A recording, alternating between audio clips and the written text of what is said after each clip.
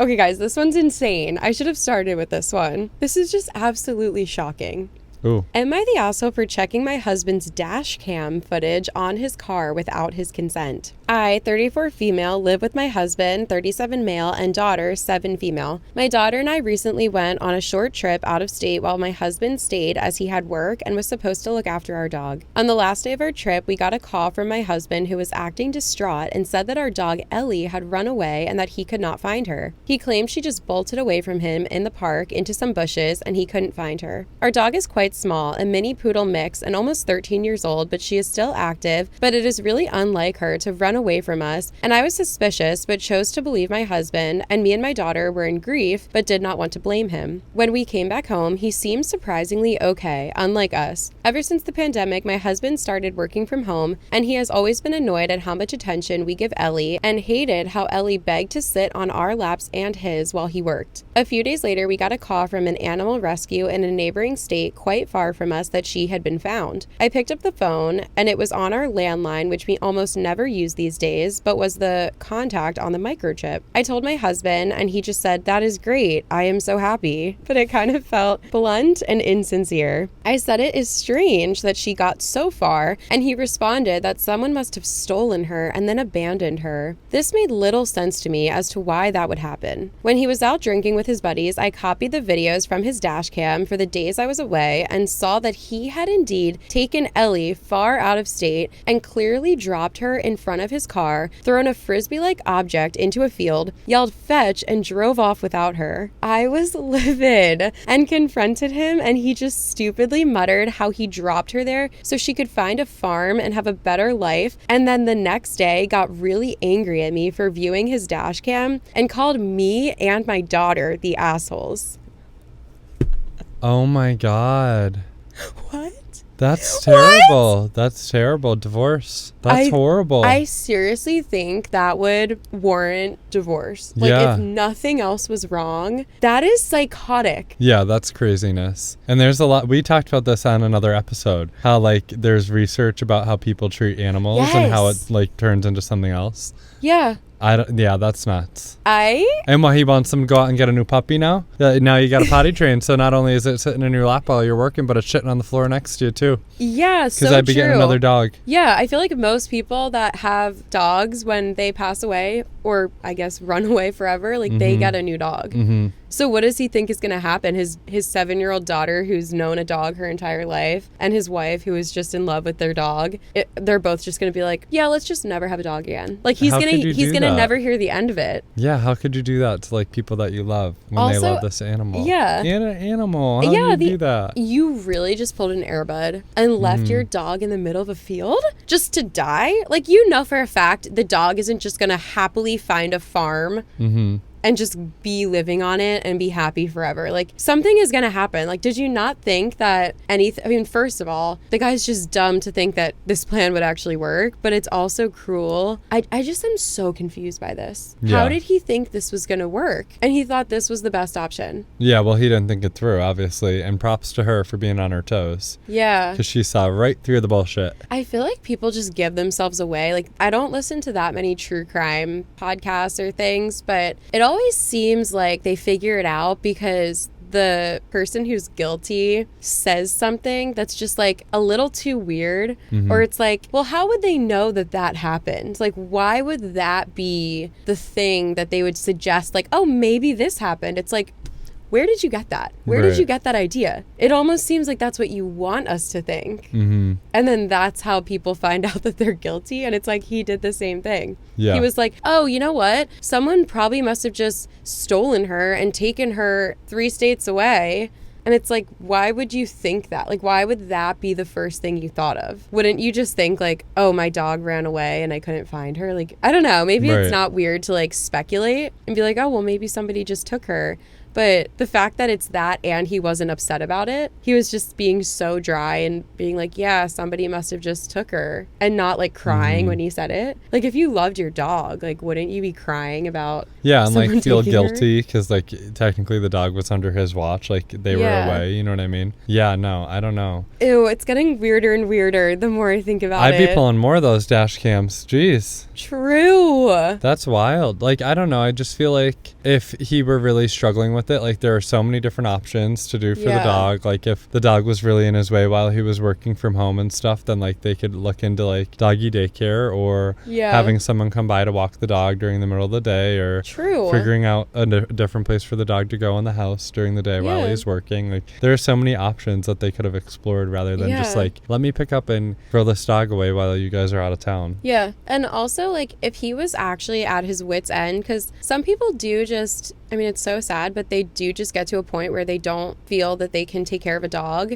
I actually know someone that happened to, and it was so sad. And the person that I know felt horrible rehoming their dog, but they knew that they couldn't take care of it as well as somebody else could. And they were like sobbing and so upset to do it, but they rehomed their dog.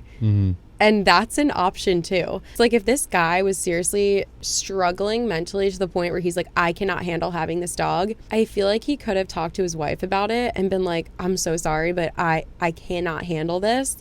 And I need something to be done about it, kind of like what you were saying. And I guess the last case resort would be rehoming the dog. But it seems that he has no empathy. No. And it seems that he's not doing it out of like a last case resort. It's almost like he is jealous of the attention that the wife and the daughter are giving to the dog. And it's like, why are you jealous of a dog? Are you feeling unloved or insecure? Because that's a separate problem. That's not the dog's fault. Yeah, and you're probably going to feel even more. Because then they're going to be like, what is going on here? Yeah, it sounds like he has no remorse. Like you're saying, like, no. Yeah. And a lot of red flags. So many red flags. And the dog's 13. It's not like a brand new puppy. I know. It's already old. I mean, honestly, like dogs don't live that much longer after 13 usually, depending on what kind of dog it is. But yeah, sad to say it, but the dog was probably not going to live that much longer. No. Yeah. And how could you do that to your wife and your daughter? Your 7-year-old daughter? Yeah, and you've had the dog for that long, and now you just decide, like, I don't want this anymore. Like, that would make me think you're going to do that with me. Yeah. Like, you don't want me anymore. Like, you're going to wake up one day and get rid of me. I actually feel like I've heard that this is a very common occurrence. Like, there's a lot of dogs, and I guess all animals, but especially dogs, that get dumped on the side of the road. And it's like, do you know how many people want a dog? Right. And how many people would love to take this dog and give it a loving home, but instead you left it on the side of like, what if nobody found it? Right. What if it just went into a field and it just kept going into like a desert or something, and then it just died? Like, you don't care about that? Right. Yeah, well, that's the other thing too. This guy's kind of a dumbass. Yeah. He had to have known that the dog was microchipped. Right. So it's either you're hoping that the dog dies. I think that's what he was hoping. Like, yeah, that would have to be, because the only other option would be that the dog will be found and they're going to call you. Yeah. To come pick the dog up. Right. And then I also would be afraid, too, if I were her, to bring the dog home with him there, because what's he going to do to the dog? Yeah. You know, he already tried it once. Yeah. I don't like this. I don't like this guy at all. He just ended his whole marriage, I think. Yeah. Over a dog. That would be really hard for me to trust him again. Yeah. It just seems like he has no empathy or remorse, and that is scary. Ew, I hate it. There's got to be more going on here. Definitely. Maybe like some family counseling. And like, how could you do that to your daughter? Yeah. I know how attached I was to like my pets growing up. I know. I still think about my dog that passed away, my last dog that we had. I think about my bunny that I had for 6 years. We had bunnies too. What was your bunny's name? Thumper. Wait, From Bambi? Yes, wait, mine was Gunther and Bambi. I had Bambi.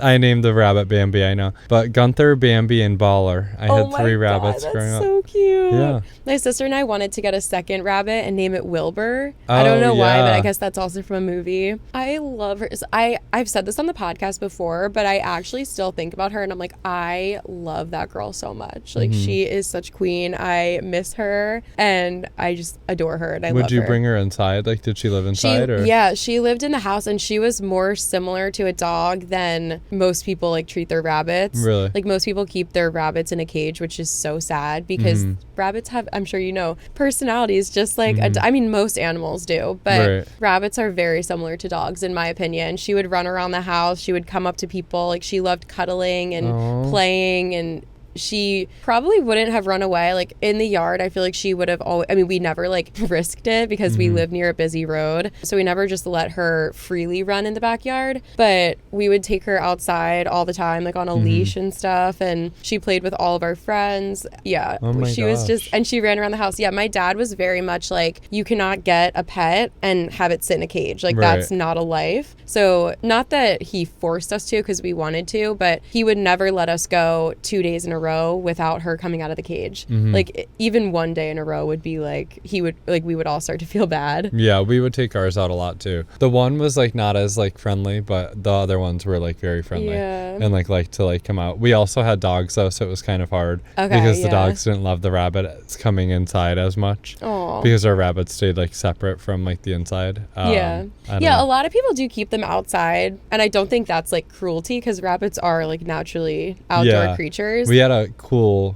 like thing made for them too. Like a little like a habitat kind of. Like they had like a big thing that was like filled with straw. We still have it at my house. And then like a huge like they like had an upstairs that like they could walk up the steps. And then like a little thing for them to slide down, and like it was like literally like their own little house. Oh, that's amazing. It was really cute. That's not like a cage. I feel like we had a very normal sized indoor cage for her, so that's why we had to let her out. Like she couldn't really move too much in there. We had like a hole in like the bottom of ours that was like slotted, so like the poop would just fall down, and then we had like a little tray that like we pulled had that out too and actually everything. In one of our, or I think both of ours. And it made it so much easier. I mean, we still would have to like clean it a decent amount, but and my dad like had a huge garden, so like he would use like the rabbit's poop for like good fertilizer and things like that. It was a whole like thing. I'm trying to get him to get chickens now. I really want him to get chickens because I'm like, Dad, eggs are like not cheap. I know. I love the idea of having chickens and then eating their eggs, because then you don't have to buy eggs from the egg industry. I would love that. And also my rabbit was potty trained. They potty train themselves. So that's why I forgot about that tray for a second. But rabbits are naturally very clean animals, and they don't want to poop in their own like living room basically. So if you give it a litter box, it will probably litter box train itself. If not, you can take like a little bit of the poop and put it into the litter box, so then it knows like, oh, that's where poop goes, and it will go in there. Like she went in a litter box 90% of the times. There would be random times, even when running around the whole house. Like we had one just in one part of the, like near the side door, kind of like how people have a litter box for a cat. You just put it in like a weird spot, and then she would go in there literally 90% of the time. There would be like small times where she wouldn't. But rabbits are actually such great pets. They're so cute. I would love to have another pet at one point sometime soon-ish maybe. It's hard when you just become an adult and you're like living in an apartment, like kind of how like the stage that we're at in life, it's easier to be selfish and just, you know, not have to tend to an animal. But the love you get from an animal is just like but in other ways I don't think it is selfish, because it's like we're selfless for not getting an animal that we're not going to be able to like give like the best life, you know. So that's the only reason why I haven't been doing it. But no, I know, like selfish as in like I know what I want right now. Exactly. So it's like a little bit of both. You're right. It is selfless actually, because everyone would want a pet but wouldn't want to give the energy to take care of it. Yeah, that's a good point. But you're like, you know, and whatever, you know what you want. Putting yourself first for now instead of putting which is fine first. Too.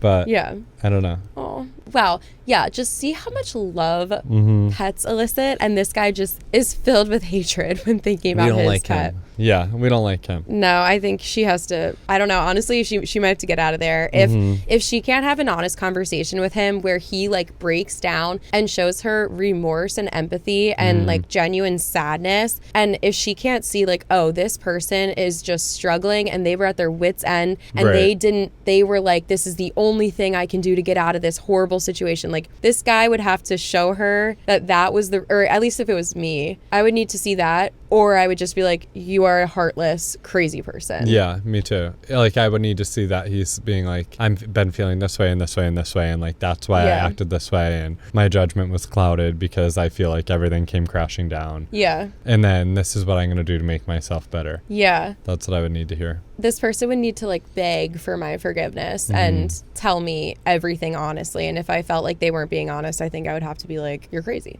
Yeah. Sorry. Ew, that's so weird, dude. Like, how do people think like this? I don't know. It's so weird. Yeah, and like, I don't know, you can't just like stop loving this animal because it's like old or whatever is like the issue, you know what I mean? I had trouble with that. Our one dog was blind, deaf, had no teeth, literally, and would just like wander around the house and like bump into things and like all the time. Sad. And like, but like he was our childhood, you know, tiny toy poodle, like cute dog. Did he just lose his with age? Okay. Yeah, he literally, when he passed away, I think he was like 21. Oh my God. Like he was a very old dog. 21? Yeah, he was like old. Wow. So you guys must have taken good care of him. Yeah. Fed him right. Yeah, he was old. Like, I think they had him before I was even born. Wow. They did. Yeah, they had him before I was even born. So, but again, he was like nasty by the end, but like we all still loved him so much. And like he had accidents and like he was doing all these things, but it was like, it's not his fault. He's old, you know? Like, you can't Empathy. you can't just say like, ugh, I don't want this anymore. A lot of people do, which is so sad. Like giving puppies back to the shelter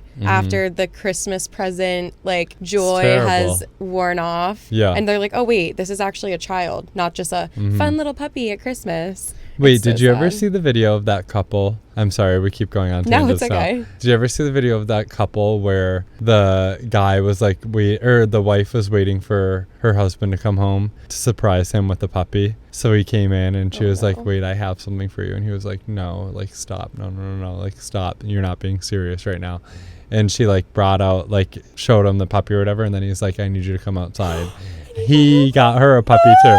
So they had two puppies and they both decided to surprise each other with the puppies on the same day. That's so Isn't that hilarious? Also, a lot of more responsibility, double. But I guess if you have one, I mean, what's two at that point? A lot of people do have two. And then I feel like that makes it easier because then you can just let the dogs go play in the yard together. Yeah, like it'll entertain occupy them. yourselves. Yeah. Yeah. But yeah, it was just funny. So cute. Cute little story. Hopefully those ones are doing well. They were cute pups. I'm sure they are if that was that was the origin story. Yeah. Was love and a surprise. Yeah. So sweet.